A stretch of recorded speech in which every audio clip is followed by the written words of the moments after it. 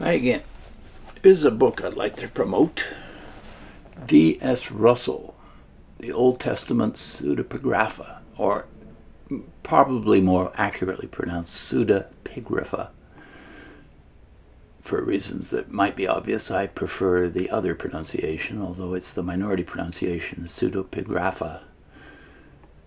Patriarchs and Prophets in Early Judaism. D.S. Russell is one of the experts on the subject of intertestamental literature, so no higher authority in recent decades than this man. And one of the reasons I want to advocate for this book is that this subject and the related subject of canon is so important and is such a great stumbling block for so many people who have the impression from the websites and or the videos they have seen that somehow the church got a hold of the authentic Bible and trashed, or removed at least, many of the books. Now, many of these books are dealt with in Russell here.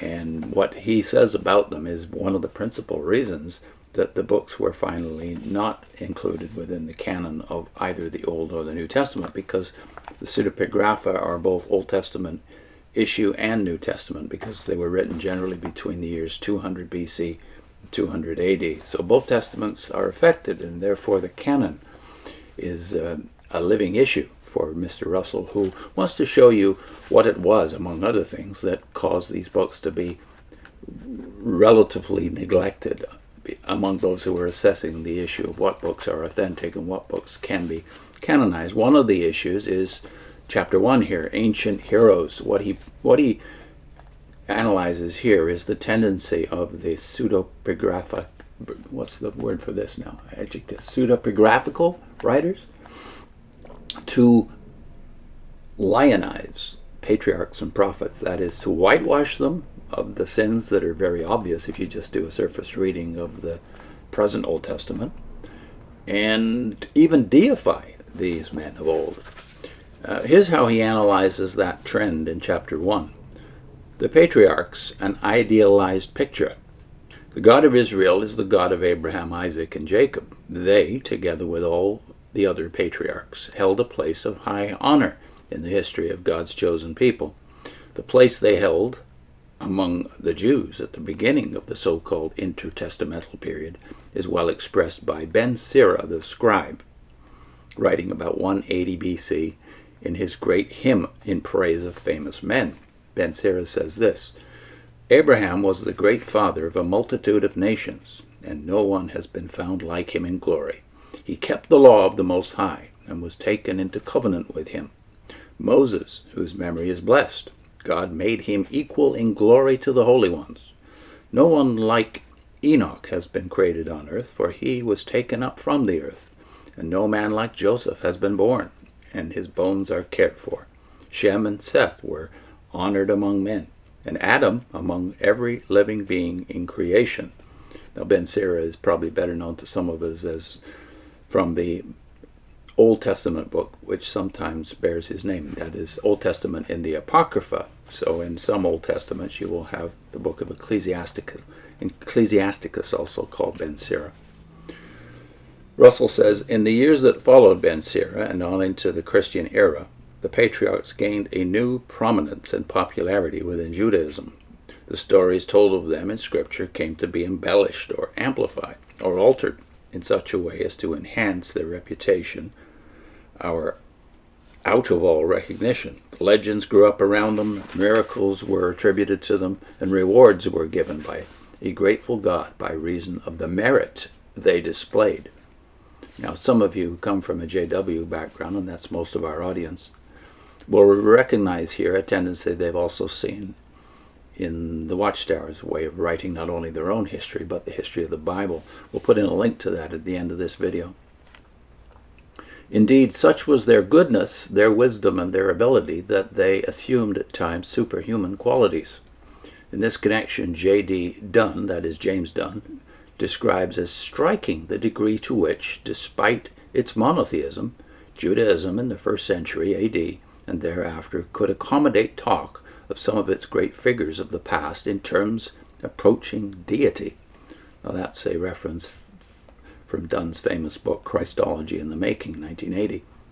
Thus it is suggested that Jacob was really the incarnation of an archangel, that Enoch, who walked with God and was not, went on his departure to the Garden of Eden, or to heaven itself, where he appeared as the heavenly Son of Man. These are references from 1st Enoch. Or apparently Enoch was also traditionally linked to the archangel Metatron, who was the highest of the angels, even has Jehovah's name, God's name, it says in some of the documents of that period. That Abel and Melchizedek were apparently presented as heavenly judges, seated, like Moses, on thrones of glory, exercising judgment over the destinies of men, and that Moses was likewise offered a heavenly throne, and vested with divine qualities. What has emerged, writes Christopher Rowland, is a complex pattern of ideas concerning the heavenly position of righteous men. For the Jew to have called another being God, or to have supposed that divine characteristics may have been showed by an exalted man of old, seems to have been part of an accepted part of Jewish thought among some of the groups during this period. That's from Rowland's book, Christian Origins, 1985. Now here's Philo, who was the most prominent theologian of the first century in Judaism. In Philo, the status now accorded to the patriarchs is well illustrated in the writings of the Jewish philosopher Philo, who lived from 20 BC to AD 50, a contemporary of Jesus. In his treatises on Abraham, on Isaac, on Jacob, and on Joseph, and more especially in his more extensive Life of Moses. These works illustrated well not simply that these men were highly honored, but also that they were idealized beyond anything to be found in the scriptural record. In the case of Philo, this was often done by making use of allegory and by equating the names of the patriarchs with those virtues so highly prized by the Greek world at that time. The very title of his treatise on Abraham is itself an indication of this. It reads, "The Life of a Wise Man Made Perfect by Instruction," or on the unwritten law, that is to say, on Abraham.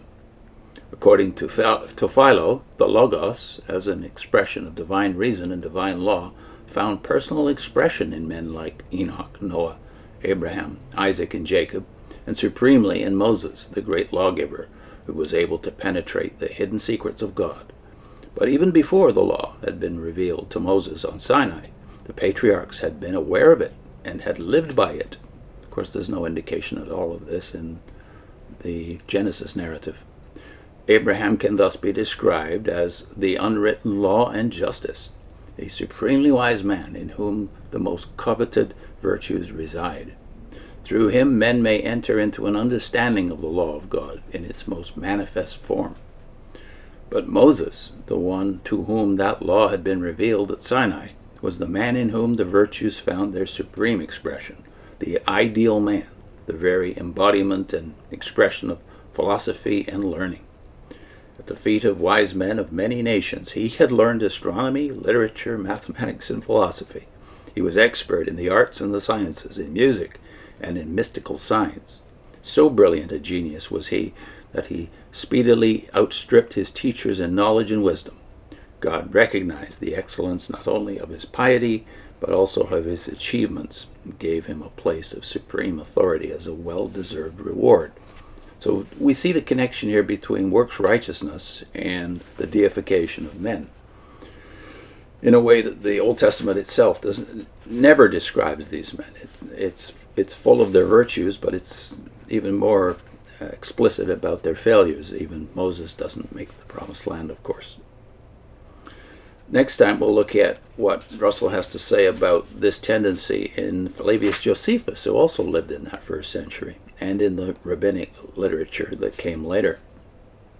I'll put in a link, as I said before, to the whitewash of the Watchtower of the Patriarchs, what they have to do with characters like Jacob and his mother Rebekah. What do they have to do with these folks to make them into examples worthy of imitation? Because, of course, works righteousness means that you're measured by your faithfulness, but not by the grace or the faithfulness of God. See you next time.